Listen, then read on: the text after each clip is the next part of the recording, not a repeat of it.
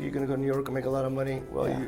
you don't make much money locally. I was fortunate because I worked with Tito Puente, Eddie Palmieri, and the big acts, they took care of us. Sure, sure.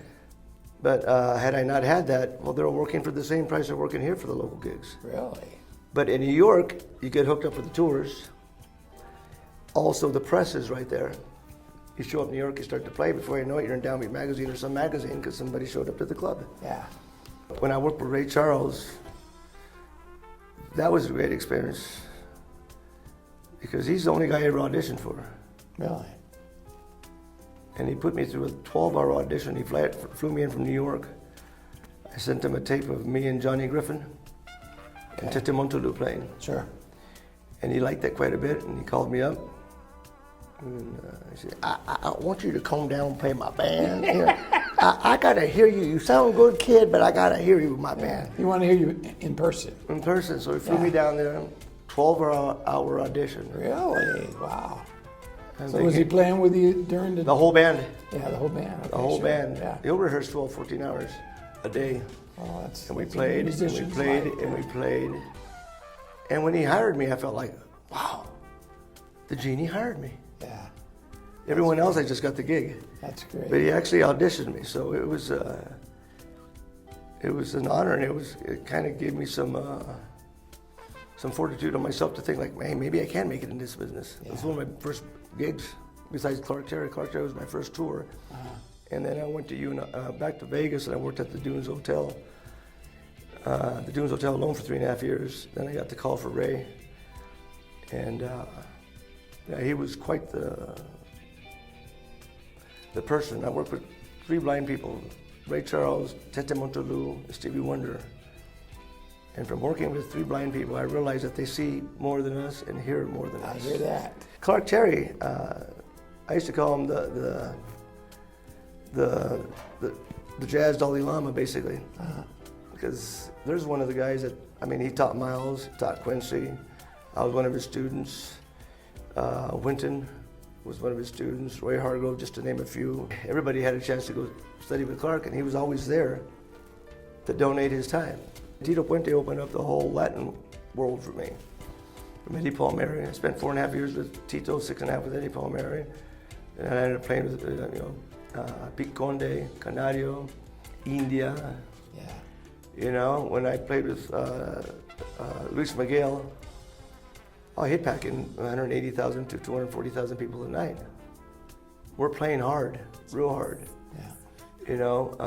And the good gigs, you're all playing hard because you're playing larger venues. Sure.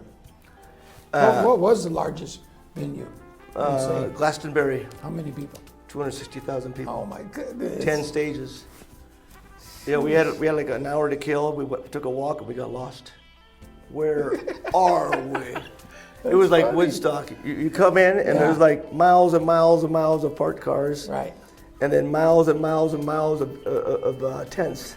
And then you get to the huge venue. Yeah.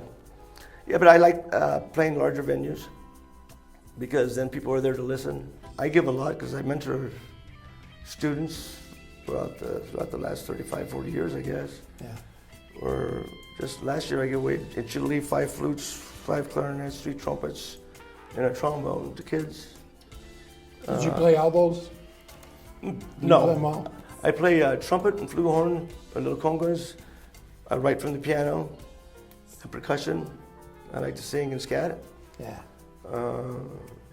I don't consider myself a jack of all trades. I just want to be a master of one. There you go. But I'm still working. Well, I heard the master earlier. Oh, I don't know. Like they say, I'm a student of music. That's what I tell people. I practice every day. I used to call Clark Terry at 2:30 in the morning. CT, what's up? Yo, baby. What you doing, CT? Practicing. Yeah. 89 years old, he's practicing. That's okay. That's life. That's what you got It's to a do. way of life. Practice. Yeah.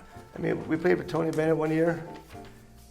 It was in Vegas. I came in from Los Angeles. And Tony Bennett? Tony Bennett, yeah. Really? I played with him a couple different times. He used to come to Blue Note and that was great. check us out. And at the end of the gig, it was a New Year's Eve gig. And at the end of the gig, Frank Sinatra would do this too. He'd be waiting there to shake your hand, give you a big hug, and give you a bottle of Dom Perignon. Really? My goodness. You know? That's a great memory. Eddie Palmer, Tito Puente every night. Thank you, boys. Thank you, boys. Thank you so much. Whew, wow. That's amazing. Some of these younger people, it's all about me, me, me, me, me.